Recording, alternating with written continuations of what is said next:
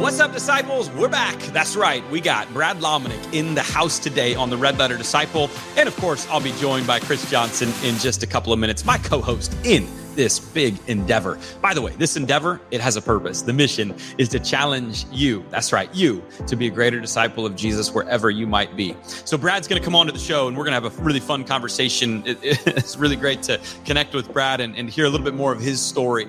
Brad is a leadership expert. He's run massive movements. Well, you may have heard of one of them if you're in the church space, called the Catalyst Conference. But anyway, Brad has taken all of that and he's an author. He's written about leadership and really is an awesome connector in this world too. So I'm going to ask Brad a lot of things around leadership and connecting. We're going to look at the three things every leader needs today. We're going to look at the difference between connecting and networking. I love the way that he addresses that. And also, we're going to be talking about how to separate your calling from your assignments in this world. So going to be pretty fun. So today's episode is brought to you by Red Letter Living, and we create resources at Red Letter Living that challenge people to be greater disciples of Jesus. And one of those is a Red Letter Challenge assessment. You can find it at redletterassessment.com. And really what it is, it's 40 questions, takes about 7 to 10 minutes, and it's meant for you, the everyday individual, to go in just a few minutes to answer a few things. And at the end of it, it's going to identify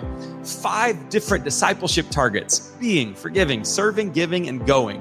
And it's going to rank you in those 5 targets. And it's also then going to challenge you and give you next steps, no matter where you rank in those, because we all want to be greater disciples. It's a free assessment. It was done in partnership with LifeWay Research. So a lot of behind the scenes has went into this to hopefully help you become a greater disciple. More than 5,000 have taken this free assessment, and you ought to as well if you haven't. Again, it only takes 7 to 10 minutes. And so check it out at redletterassessment.com. And speaking of things that just don't take very long, we would love if you would give us a 5-star rating or review on your favorite platform, and also subscribe and download so that we can keep bringing more episodes of Red Letter Disciple to you. So with all that being said, let's get to the episode with Brad Lomenick. Let's do this. Well, folks, we are excited for today's episode of the Red Letter Disciple. We got an incredible guest coming onto the show. We got Brad Lomenick in the house today. Brad is a leadership consultant, a speaker, founder of Blink, B-L-I-N-C. That's important. Mm-hmm. And he's author as well. He's written The Catalyst Leader and H3 Leadership. And so Brad's regularly writing about leadership, next generation, creativity, innovation, social media, teamwork, personal growth. Is there anything he doesn't write on, Chris? I was going to say, that's an expert in many different facets. I agree. So we're going to learn from one of the best today. Hey, Brad, welcome to the Red Letter Disciple. How we doing today? I'm good. I didn't get the memo on the outfit. For Chris, you mean? Yeah. Sorry about that. Yeah, and Zach's got the traditional pastor shirt, the silk untucked pastor shirt. Yeah, so, exactly. Yeah. You do talk to a lot. Yeah, you talk to a lot of pastors. Is that the traditional? To frame this question a little bit, I was at ARC conference last month, and I'm pretty sure Chad Veach preached in pajamas. So what goes these days? If I want to lock in a look that's going to be good for 40 years, what do I do? And a follow-up to that, it almost feels like people from the pulpit are trying to look like they really don't care, but it seems intentional.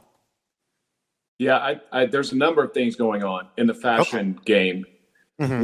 One is you got a bunch of old guys, old men and primarily men, that are trying too hard. Yeah. Then you got a bunch of young guys that look like they're now old men, and they're basically wearing pajamas on stage. Come on. So you have two generations trying too hard both directions. Now I'm not throwing dirt on Chad Beach because I wouldn't wear what Chad wears, but I'm also not I'm not top 10 fashion game. So I feel like he's aware of what the kids are wearing and what entertainers, athletes are wearing. So I'm not throwing shade, but yes, somebody should do a whole documentary on fashion, on pastor fashion. Well, you've seen that Instagram Preachers and Sneakers, right? You've seen that one. They document all the sneakers and the price of sneakers that pastors are wearing. I find that amazing. I mean, because literally most of my shoes are from Target or something, and I find that fascinating. But your jacket is.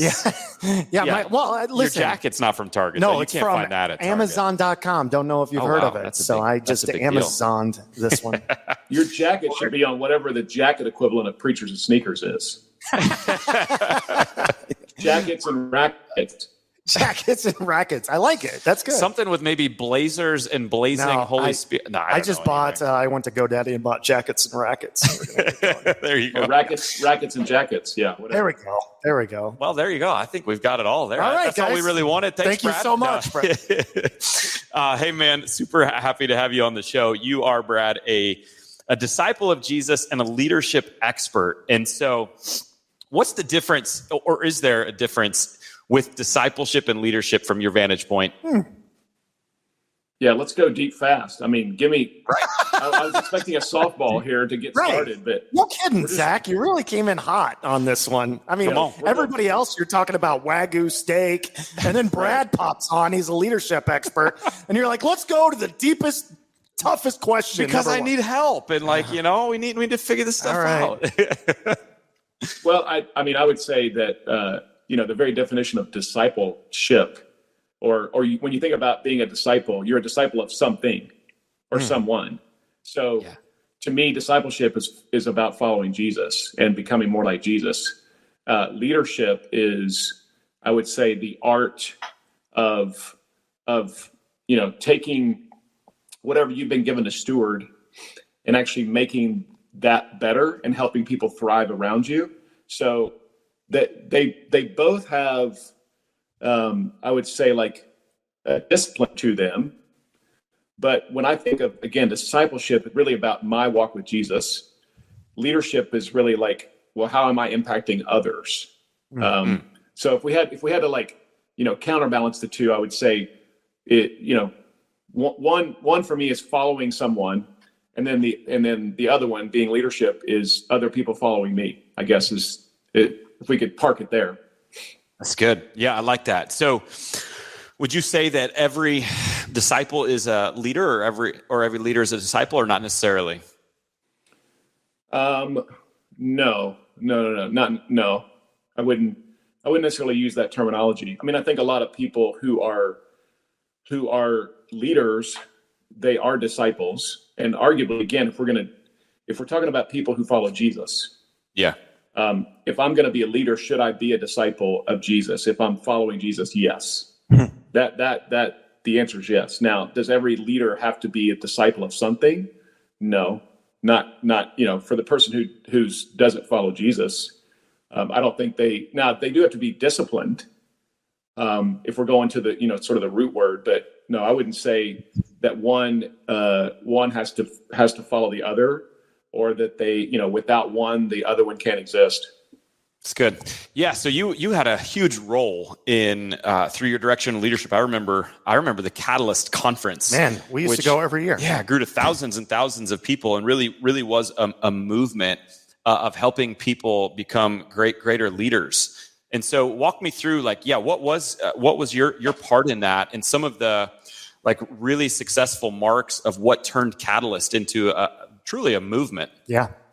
Now, you guys mentioned you'd been. Chris, when did you go? I went, probably 10 years ago? And we went a few times. It was probably 10, 12, and 13 years ago, something like that. I don't know. I'm guessing, but we went. To Atlanta? Like the Atlanta gathering? Yeah, we went to Atlanta from Florida, yeah. Yeah.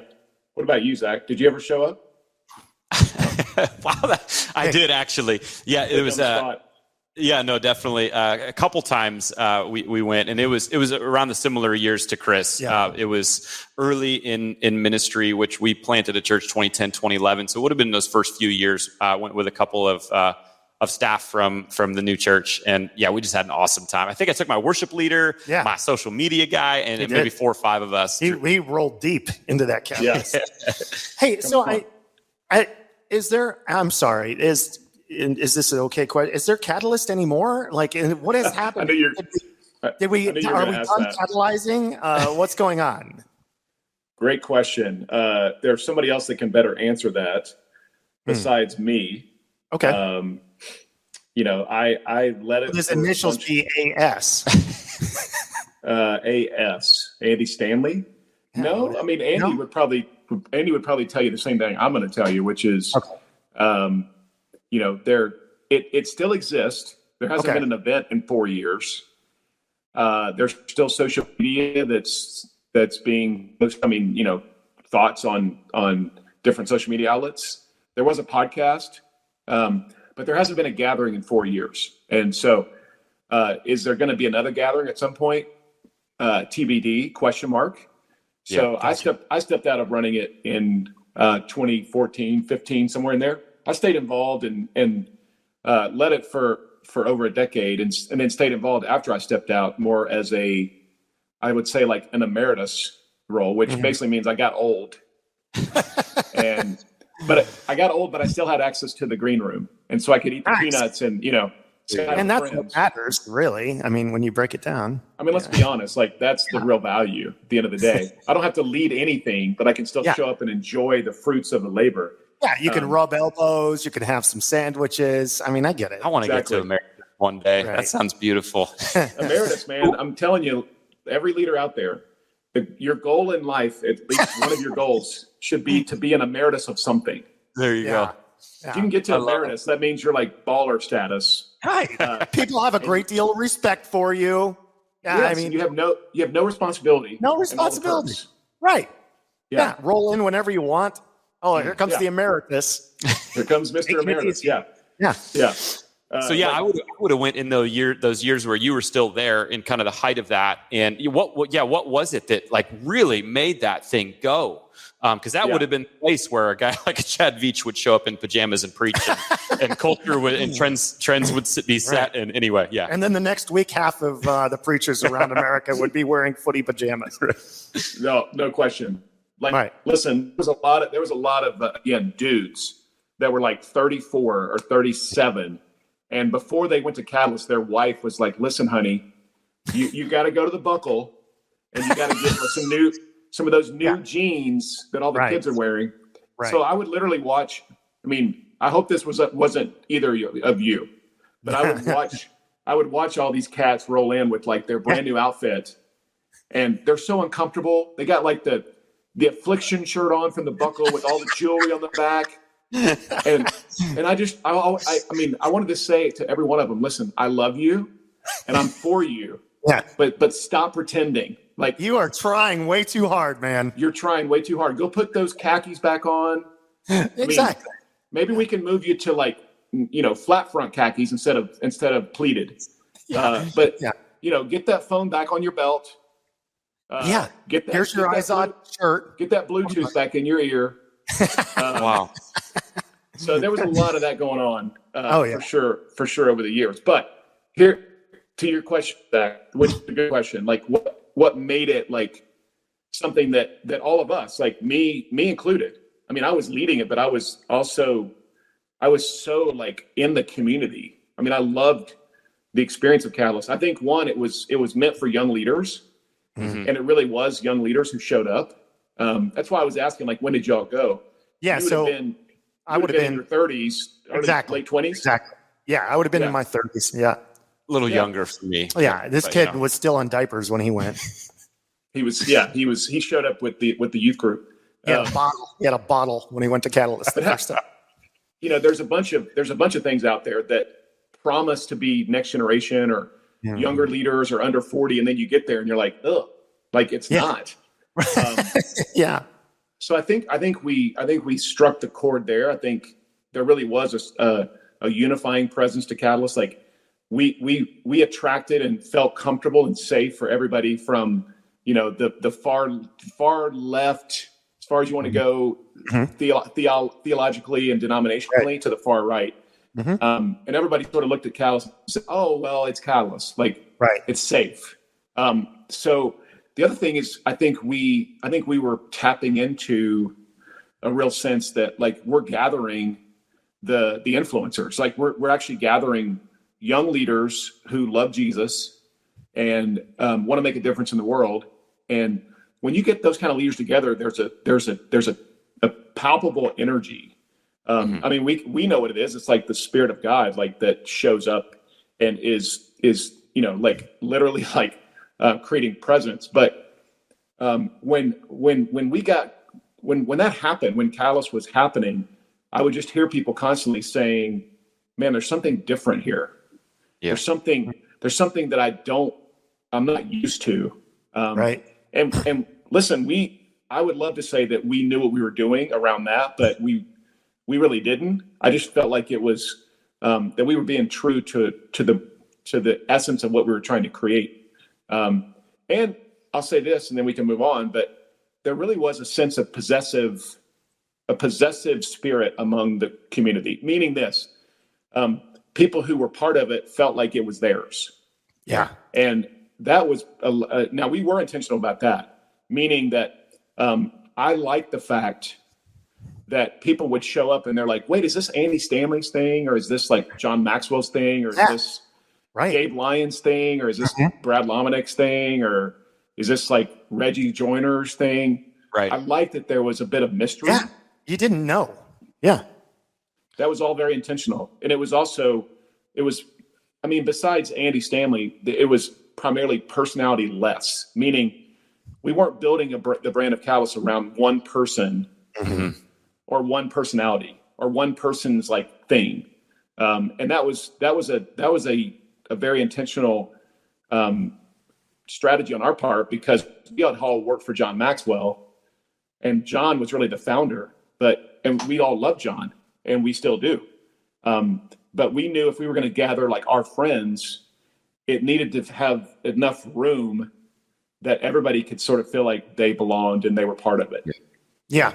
So just something from the rumor mill, maybe you can help me out with. Is it true that if a senior pastor came in over 60 years old, you would usher them into a theater and tell them that they had unlimited popcorn and True Grit was playing? I can neither confirm nor deny. Okay. All right. That's good. How did you, Brad, get connected with the Catalyst conference? Just all of a sudden you're running this thing, or like what was your journey leading up to that? Why were you the guy that was doing this? Yeah. Everybody stepped back. He was the only one still there. Listen, it was, in many ways, if people would have known how much we didn't know what we were doing, there might have been a mutiny. No, that's amazing. I was working with Enjoy, with John Maxwell's company. Okay. And we were doing a bunch of different events. So I was helping with big simulcast events.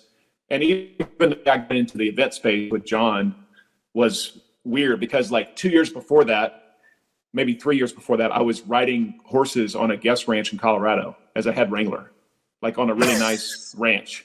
So I went from like, scooping poop to gathering leaders, which I guess there is some similarities there,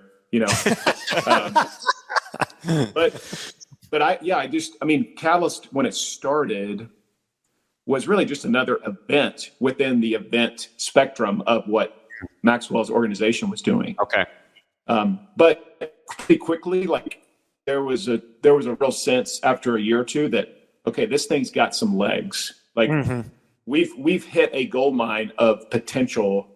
And so once that really was, we were aware of that as an organization, it just felt like we needed to have a team that was going to focus on building the brand of Catalyst over the next several years. And so that's what we did. We didn't start out with a strategy though that said, hey, we're going to build a movement. We want to be doing multiple events. We just started out saying, let's do an event and let's try to gather young leaders and let's see what happens. And again, like nobody even knew who I was. Like I was behind the scenes. Gabe Lyons, who now runs Think, which is Q Ideas and the Culture Summit. And Gabe was really he was probably the face of it. Andy Stanley was probably the voice of it. John Maxwell was the founder of it. And I was like in some side room, just probably adding value and thinking about it from a strategic side.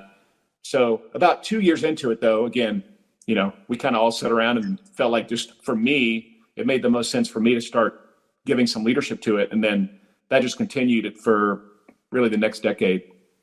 Yeah. So as you continue then in that and taking a major role, and then you're not only helping young leaders, but you're sharpening in your leadership too.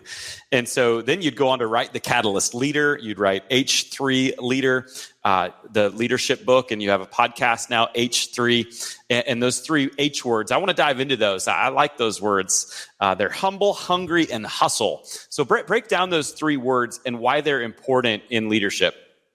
Well, every great title needs alliteration. So that's what I was telling you. That's what I was telling you. Yeah. I failed in one of my 8 books. What's that? Yeah. Can I get an amen on the alliteration? Yes, amen. Yeah. We were just talking about this. He has 5 key principles in his new book, and there's no alliteration. And I said, that's garbage. You've got to go back, rewrite it. Everybody knows a church leader uses alliteration. I know. I failed in one of the 8 books I've written to do that. Okay. But, you have to point out anyway. Either alliteration or what's it when you spell out a word? Acronym. He's right. Acronym. Yeah, acronym. That's my love language is acronyms. Acronyms. Yep. Yeah. Because that's Rick Warren. Like Rick, we all learned that from Rick Warren. Right. Everything's an acronym. Yeah. Right. Where do you think I got the whole idea of 40-day church-wide series? Yeah, he's basically ripped off Rick Warren. That's what he's done. Copy and paste, man, all day long. I plagiarized Jesus's words, but then I took his system, he might be the greatest church businessman of all time. He took the red letters from Jesus and then combined them with the greatest Bible study of all time, and he sold thousands of copies. and I'm working for him, so I don't know. Hey, what are you doing? There you go. Yeah. All right, let's go to those 3. It's beautiful alliteration. Okay, so first thing is, before it was a book title, it was actually a framework for me. So when the Catalyst interns show up every year, and they were there to change the world. They're 21, 22, just out of school. They think they know more than me and the rest of our team. And basically, one of them, who was the brown noser, would always, at some point the first day, like, okay, just somebody tell me how I get ahead here. Like, how do I get your job? And my answer was like, be humble, hungry, hustle. Be humble, stay hungry, always hustle. That was my answer, because it had become sort of my framework way before it was a book title. So and then you would immediately fire that person, right? Like, okay, that's the one we're talking. Yeah, done. You're done. You're fired. You're fired. You're fired. You're fired. I don't know. It was like an Arnold Trump. Yeah. I got it. Though. I get you. You're fired. Those were the 2 that led that show. So that's a good combination. Yeah. Exactly. Yeah. So that's that. It really, became the 3 legs of my stool, and I think that's, we can get into more of the H's, but if you think about really good leadership and how are you balanced in certain areas. I know a lot of leaders who have a lot of humility. And so they're aware that there's a bigger story. They don't make themselves the point of it, but they don't do anything. Right? So that's a lot of humility, but no hustle. Just the opposite is true. I know a lot of leaders who they crush it and it's all about them, and they're selfish. They have a scarcity mindset. They're out to get theirs. So they win. They're successful, but there's no humility. There's no sense that there is a greater story. So we have to have all 3 of these legs properly balanced for the leadership stool to actually stand up and to make sense. And so that's why those 3 H's for me. And in the book, we really dive into habits within each of these categories of the 3 H's that are going to be sustainable. And by the way, on that book, just to make sure that people understand that, listen, I'm not the greatest thing since sliced bread. That book was because of me walking through a season where I wasn't a good leader. And this was while I was leading Catalyst, like the last few years of leading Catalyst. I was not healthy. Now we were crushing it. We were up and to the right. We were selling out events. Every measurable was a win. But for me personally, I wasn't great to be around. People loved being on the team because they knew we were going to get to the top of Mount Everest. The challenge is that I was becoming unhealthy and toxic and dysfunctional. So really this book came out of me like trying to reset. Yeah. What led to that place where you recognize, man, I'm not in the place where I need to be? Well, it was both internal and external, meaning like I realized it. I didn't even want to really like acknowledge it because wait a second, like I'm leading a movement that's supposed to be about good leadership.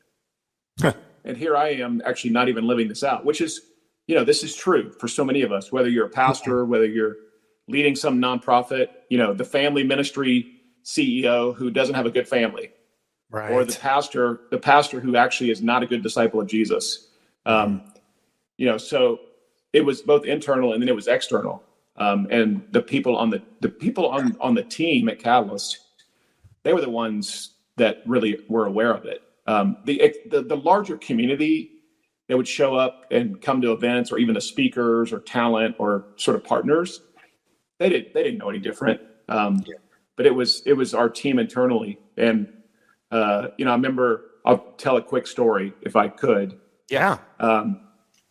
We were at Dave & Buster's and having a celebration day, and Chad Johnson, who was a longtime person on the team and now still works for John Maxwell, and he had put together the celebration day. We hit some big goal, and of course, like I don't even really want to be there because I got work to do because I'm important, right? Sure.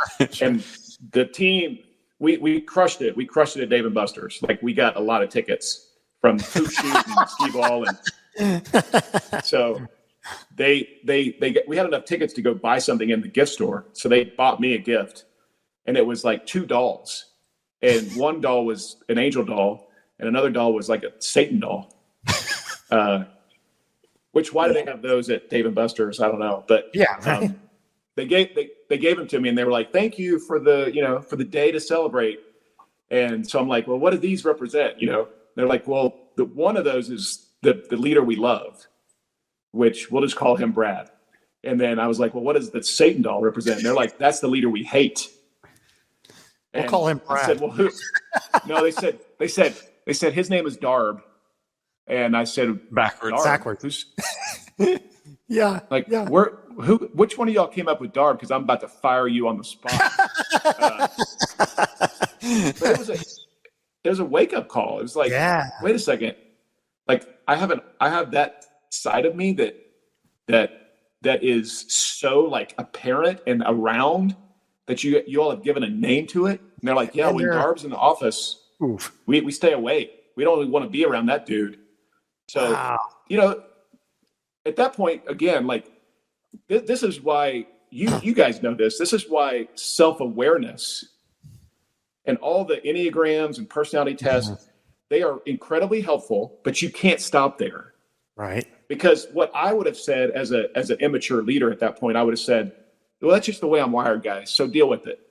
Mm-hmm. I'm a 3. I'm an ENTJ. Like, if you don't like it, go work somewhere else. That's not good enough. Like, I have to work on becoming more like Jesus. Yeah. But I also have to realize that my greatest strengths are perhaps my kryptonite. And when you get pushed as a leader, when you have weight on you, when you're feeling all this on your shoulders, that's when you start to like get toxic and dysfunctional. Mm-hmm. And it happens to all of us, right? So that's why I had to like recalibrate. And hopefully that book is me trying to like pass on my story so other people can go, oh, me too. Or they can give it to their boss and go, you too. Right. Read this. Here you go, Darb. Yeah, take this, Darb. So you can. Yes. What I think is great. Like you are an effective leader. You're a great leader, and your team recognizes it. You're around John Maxwell and all these other great leaders. You're teaching leadership through Catalyst, and you're a big part of that. But still, in that environment, you recognized that there's a shadow side of me that's not so good of a leader. And so, like, what led to that? How can you be involved in those types of environments and still then be in a place where you're like, I'm not in a good place right now? Was it you talk about habits? Was it unhealthy habits, or what led you to that place? I think the biggest thing is the idea that even, well, one, it was, I've got to get healthy. And it wasn't a burnout thing. It wasn't like, I wasn't like to the point of I'm just going to quit. It wasn't any of that. But it was me needing to drive my own sense of betterment. It was also I had somebody who jumped into my world and actually like helped me sort of recalibrate. And this is so important. Like if you're in a place where, again, I wasn't burning out, but I needed like a recalibration. And a guy named Steve Cockram, who lives in London, was so instrumental. Shout out Steve Cockram. He was so instrumental for me to just help me as an outsider, because he didn't have any skin in the game. And he helped me like reestablish some habits that needed to be put in place. He helped me like even navigate, well, do you need to keep doing this? Like, is part of even this season a good reason for us to now like consider whether you need to keep leading this movement? So having somebody from the outside is massive. And then here's the other thing, guys, like, and we could spend a lot of time on this, but I had to make sure I was clear on identity, calling, and assignment. And my identity had become Catalyst. My calling had become Catalyst, and my assignment was Catalyst. Yeah. Only one of those is correct, though. Catalyst was not my calling, and it definitely wasn't my identity. It was an assignment for me for a certain season. So I had to reimagine, like, what's calling look like for me? If I'm going to have multiple seasons of assignment over the course of my career vocationally, how do I know like the riverbanks that now are going to give me a sense of direction? And I incorrectly had started to think that Catalyst was like this why for me, and it wasn't. This is true for, listen, every pastor. I love you, but when you say, well, I'm called to Red Dirt Baptist, and then you leave Red Dirt Baptist like 3 years later, and you go to, Forest Hills Baptist, did you lose your calling? No, you changed assignments that should reflect a calling on your life that's broader and more expansive than one location. And this kind of stuff gets confusing to so many of us. And so this has really helped me navigating, and now even helping young leaders to navigate, like, how do I know, like, is this a season? When do I leave? How long do I stay? Is this an assignment? Is this a calling? Definitely not an identity. So that Catalyst was the assignment. What did you come up with for yourself for what is my calling? How did you discern that? Yeah. Well, and by the way, but there's both a spiritual calling and a vocational calling. So spiritual calling would be what I would consider to be a calling to salvation, right? Mm-hmm. Like, so once I become a follower of Jesus, to know God and make him known, to love God and enjoy him forever. Like those are true for anybody who says yes to Jesus. Yeah. Vocational calling is specific to me, because it really starts to get into like the way I'm wired, my strengths, and also passions, the things that I care about, and then also like God's story.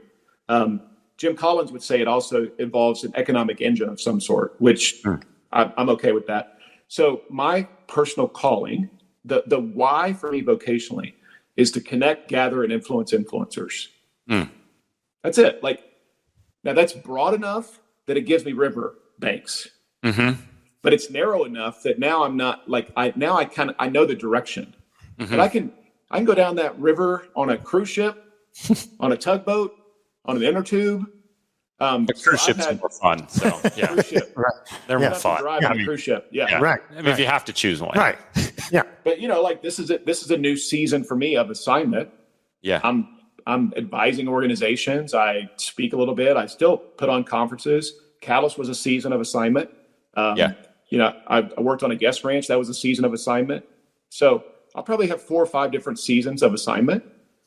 What's interesting is the average 20-something right now is probably going to have 15 to 20.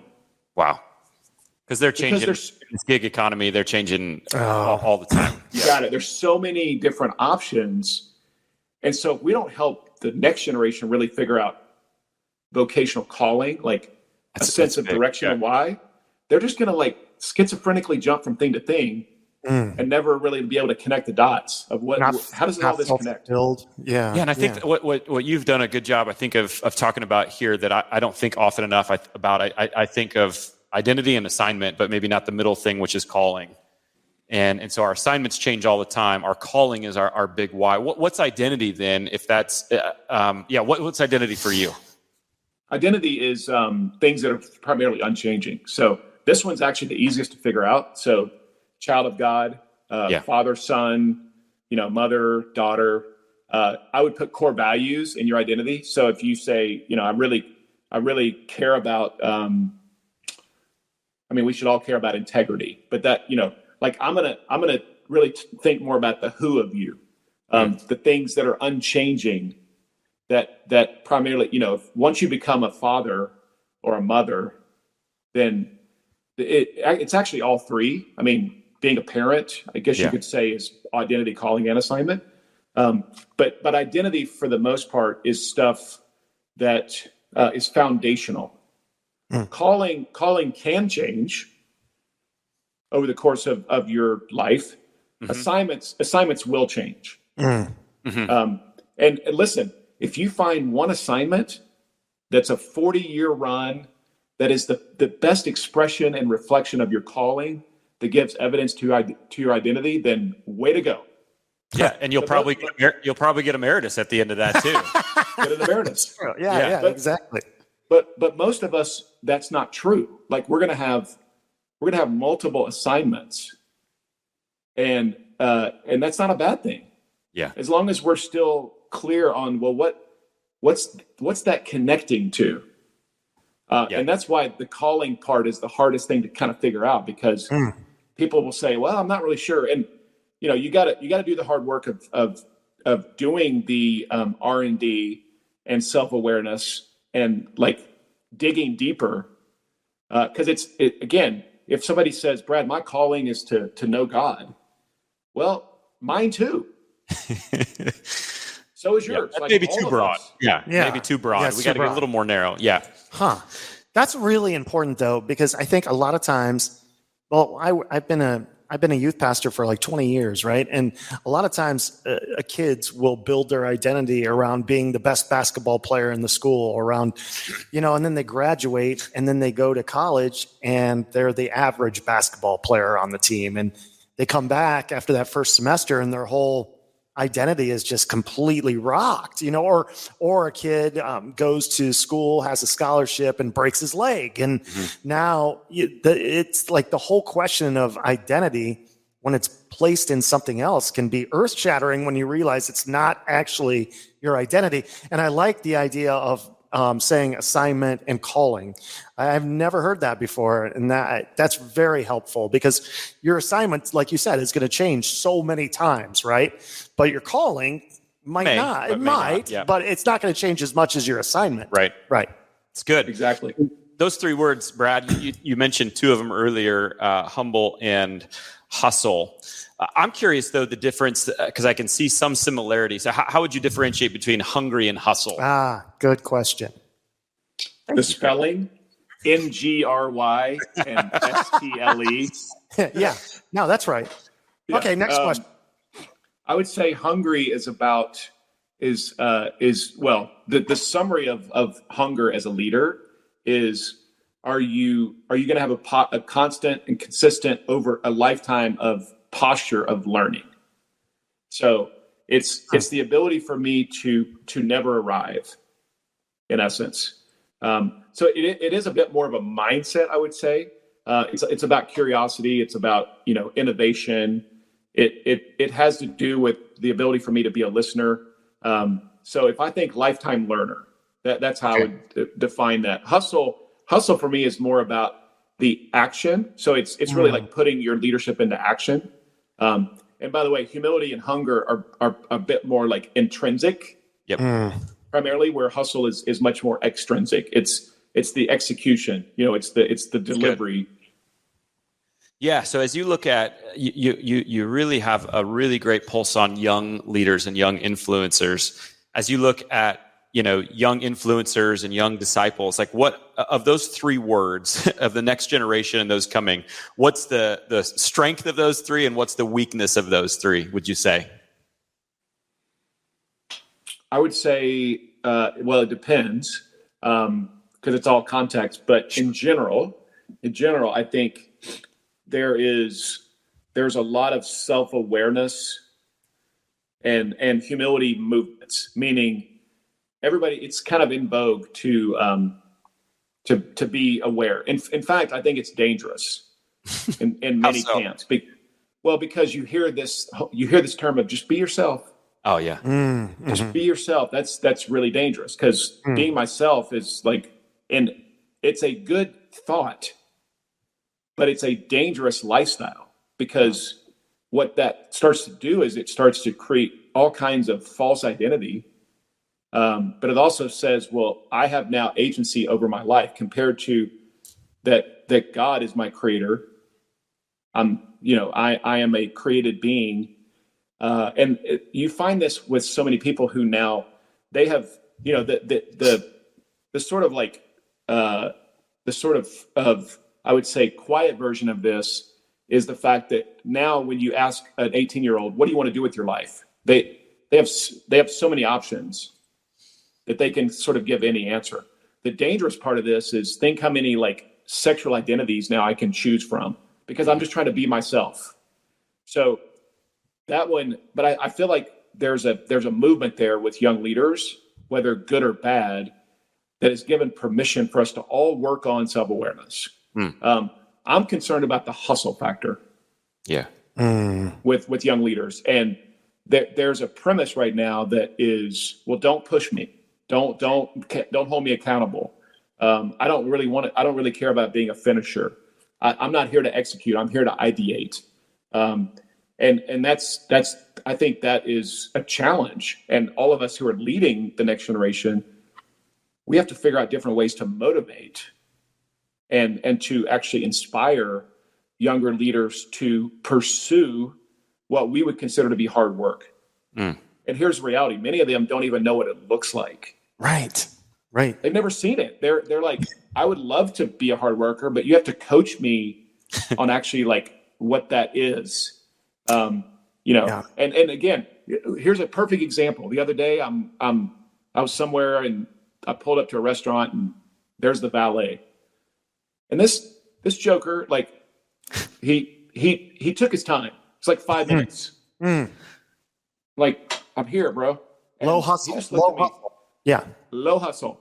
When I came out of the restaurant, same guy. And I hand him the ticket. He walked as slow as humanly possible to get my car. Like low hustle. Compared to, again, like if I'm valet boy, I know this. If I run, you're going to get tipped to go get that car for whoever I'm picking it up for. Yeah. I'm going to get a good tip. Right. Like hustle equals like good money. And he just had no concept of it. Right. So it's interesting. I like I said, I've been working with youth for 20 years. I had this guy, young man, he got married at like right as, the Christian way. He got married at 18 years old to his girlfriend who was 18 years old. And like 6 months later, I am not kidding you. 6 months later, he wanted to know if he could like hold a class for marriage, like to lead a class on marriage. I'm like, bro, I've been married 20 years and I wouldn't lead a class on marriage. Like, are you kidding? Like, it just blows my mind. Like There's been a you couple. told him no? No, I said, you're ridiculous. Have a real problem first. No. But I've seen this in the next generation. God bless them. They are compassionate and things like that. But a lot of times they want to step into this role of speaking with authority when they have no authority. And that's what makes me crazy sometimes. Sounds like it. You're really getting worked up. Well, I mean, I work with them every day. Maybe I'm getting too old. I'm getting too old. So one of the things that I think is great about you is you actually on your blog and I believe podcast as well. Like you actually note who are the young leaders, the young influencers who are doing something noteworthy that we ought to recognize. Like, how do you keep your pulse on everything? Because that's a lot of what you do. Is you're as much of a content, I would say, curator as you are a content creator. And so what does it look like for you? How do you manage kind of all that and find the time to find all these people and interesting things? I don't know. That made me tired just hearing you say that. For me, it's intentionality. It really is. Like, because going back to my calling, my calling is connect, gather, and influence influencers. And if I want to be a connector, if I want to be like in the know, if I want to be the person who is playing air traffic control, especially with the next generation, with influencers, with Christian leadership, all that stuff. And I really do. Like that's what I feel like God has wired me to do, and also like assigned me to do. I have to know who the players are. So a lot of that is just it's intentionality. And when I started doing that young influencers list, it was probably 2007. And the reason I started doing it really was because as a person who was leading a movement, Catalyst, I needed to know. Yeah. And forcing myself to actually have to post a list like once a month was a really good exercise that forced me to have to post a list once a month, which meant I had to do the hard work of doing the research. And so even the way I do my podcast, I have a lot of like links and recommendations and resources that I'm trying to curate. And that's all like, so I'll actually know. Yeah. It forces me to have a habit in place of finding it. Because if I didn't have a habit that was forced by actually having to put it out there, I don't know if I would actually like have the discipline to do it. Yeah, it's good. And one of the things, not only are you kind of aware and bringing light to, some of these young influencers, especially, but, every time I've heard, and I've especially heard it from our mutual friend, Carrie Newhoff, like Brad is like one of the most connected, networked guys, and he just knows everybody. And I think there's something behind that. Like because as I'm thinking of discipleship, and it's important to get to know people. What is it that makes you a person that connects and networks so well? I think there's a skill and a gift to that too. So maybe talk me through that a little bit. Is it? And just to follow up on that, is it bribery? Yes. Okay, that's what I thought. Yes. Think Amway. Think marketing. It's not a pyramid, but I'm up here and By the way, I love all the Amway people. So don't. Okay. So I don't think we'll have a huge backlash from the Amway people, but yeah, I got you. Well, there goes our sponsor. Yeah, I mean, whatever. Arbonne has given us 10,000 an episode. Exactly. I would say this. John Maxwell taught me this 20 years ago plus. If you add value to people, then you win. And I'm paraphrasing, but like if you're a value adder, then you automatically create influence, you create impact, you create currency. And so when I think of being a good connector, I'm always thinking, how do I add value? And, I'm not keeping score. And this is a big difference between a connector and a networker. A connector is somebody that you see at some event in the green room, let's just say, and everybody is happy to see them. They're like, oh, I'm so happy Zach's here. And we'll let Zach play the connector role. Yeah. But then Chris, the networker, walks in. Hey. Check out my jacket. Exactly. And everybody's like, who let him in? Yeah. Ooh, look at that. Gotta go. Yeah, exactly. Yeah, right. Right. So one is this person who everybody wants to be around. The other one is this person that everybody's avoiding. Yeah. And why is that? Well, because probably the networker is transactional. Everybody knows they're going to want something from them. Mm-hmm. Where the connector is like they're value adding. They know if they get around them, they're going to get better. So just that simple difference between how I walk in to any environment, any room, any conversation. I just always want to have this premise in my mind that if I can add value, then I'm doing what I need to be doing. And if you read Good to Great, Jim Collins talks about his flywheel. Yeah. Right. The flywheel principle. And he would say that his flywheel is created because of curiosity. I think my flywheel is created because of connections. So when I add a new friend into the slipstream, it's actually asset building. For me, it's like I got more friends now in the slipstream, which means I can create more connections, which means I can create more value. And listen, guys, I'm a nerd when it comes to like spreadsheets. I got more spreadsheets than should be legal. And all those spreadsheets, like they've got stuff about people and they've got like names and lists. And will we make the spreadsheets? Now will we make in there already? All right. You're already in there. Yeah. As he shook them out. He just shook us. You don't even know you're in. You don't even know you're in, but you're already in. How many people are in Brad Lomenick's spreadsheets? That's what I want to know. Yeah. There's a lot. I'll just say it's tens of thousands. Wow. It's awesome. Yeah. So the one thing I heard there, especially more than anything, add value. Yes. And you continue to add value. I would think, again, it's not transactional, but I would think that you're well taken care of, provided for, loved, and it will come back to you, right?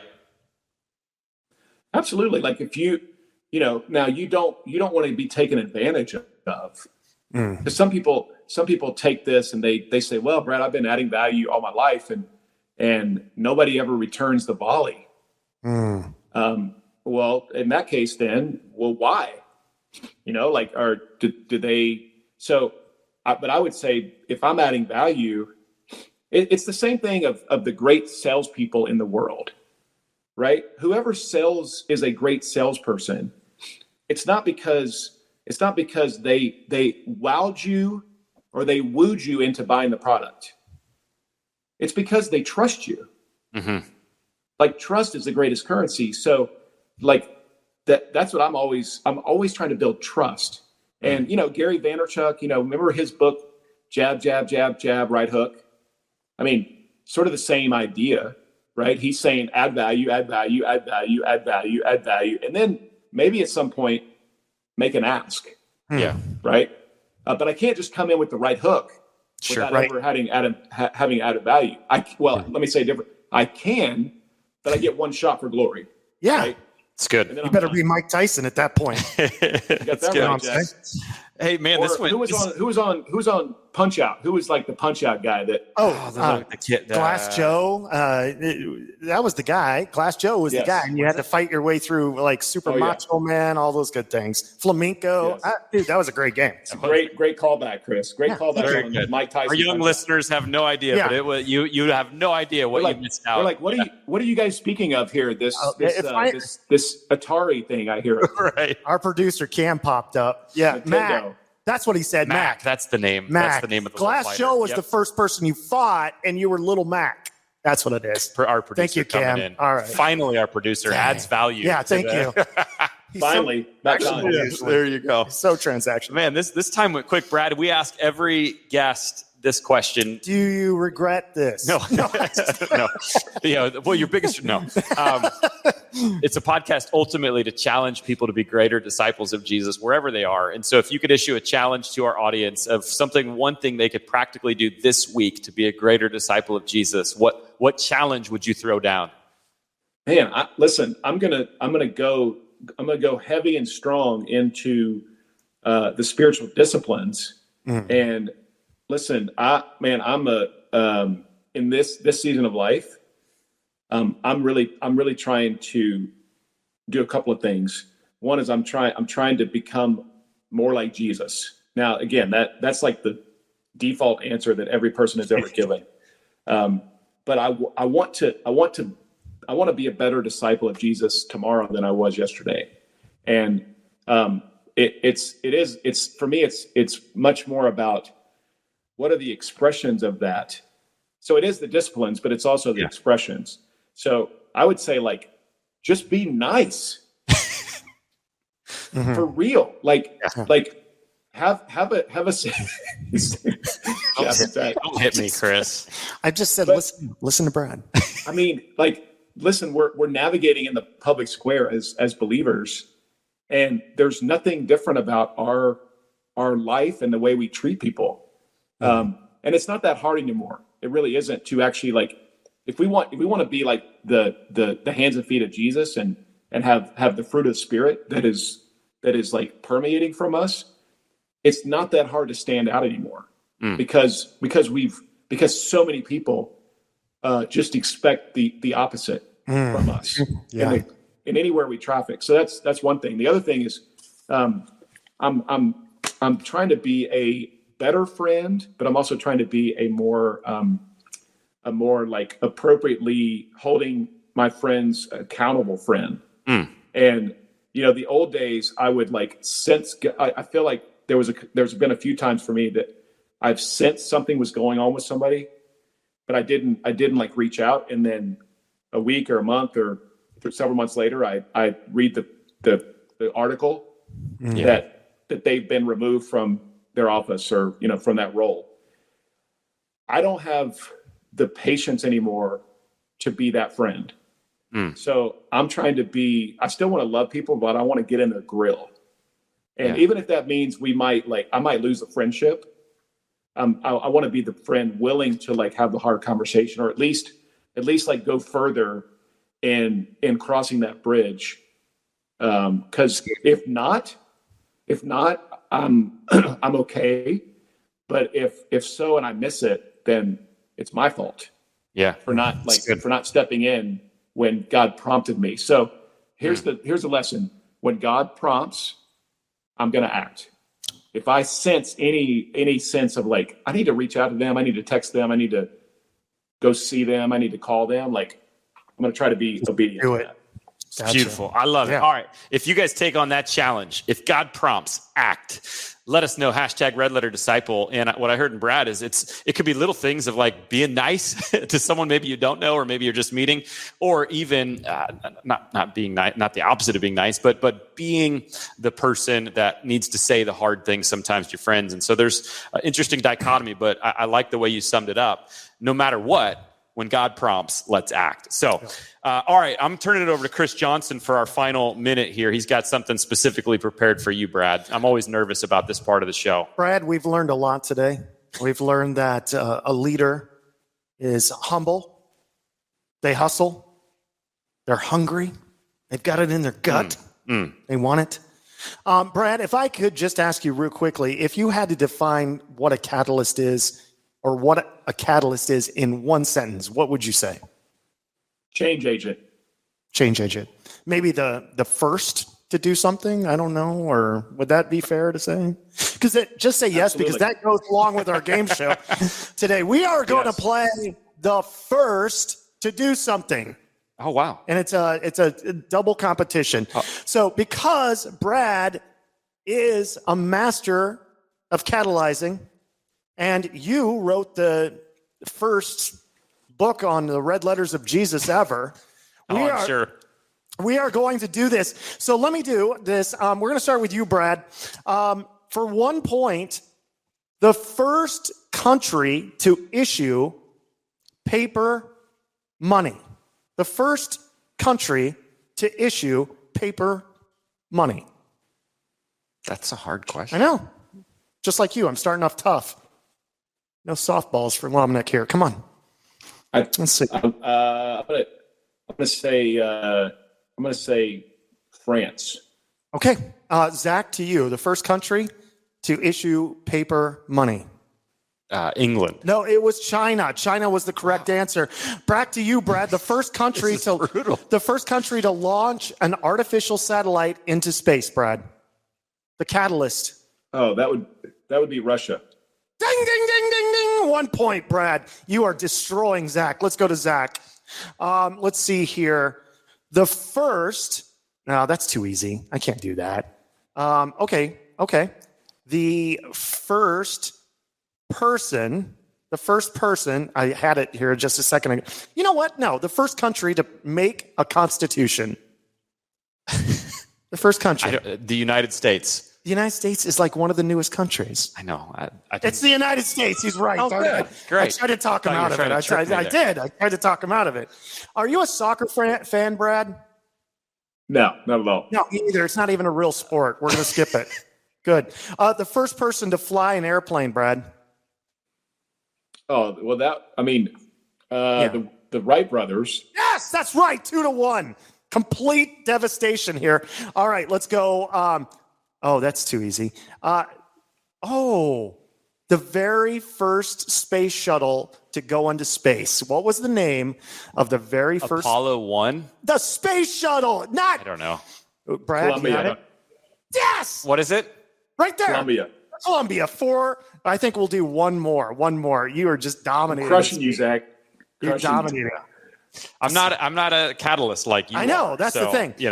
Okay. The first United States president to resign. For me? Yes. Oh gosh, to resign? Yeah. I don't know. Adams. Oh wow, great guess. Not even close, Brad. I don't know if this is right, but Nixon. Yeah. Yes, that's right. 5-2. Let's hear it for. You know what? If Brad just would have got one more question, he would have won the grand prize from our sponsor at Chevrolet Corvette. But he was one away, so we will make sure to get you a red letter koozie in the mail. Please just send us. Love the koozie.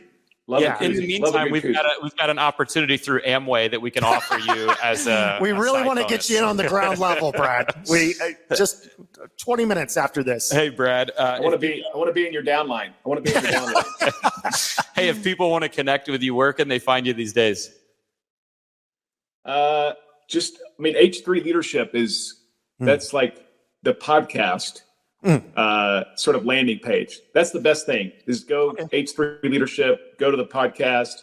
You can follow me on social media, but I don't ever post anymore. I'm an awful follow. So don't do it. Let's follow Jesus, not Brad on social. Hey, that should be my tagline on social. Follow Jesus, not me. There you go. Not know he had a social media. Brad, thank you so much for being a part of this, man. You've added a lot of value to this show and to a lot of listeners. So God bless you, bro, and keep doing what you're doing. Yeah, thank you. Loved it.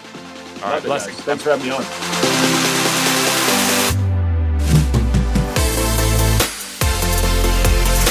So grateful that Brad came on to the show today and dropped some leadership knowledge on us. Man, there were some really cool things that he said. Again, like for me, just hearing the difference of how he put it between connecting and networking, the difference between assignment and calling really helps me frame what I'm doing in this world. And so I hope it helped you as well. Hope it challenged you as well. Hey, if you want to connect with Brad and any of his resources, his books, his podcasts, if you want to, see where those young influencers lists are at, check out redletterpodcast.com. We do show notes on every episode, and we put all the necessary and good links there at redletterpodcast.com. Also, that's where you're going to find our sponsor, Red Letter Living. And today, the resource they're giving out called the Red Letter Challenge Assessment.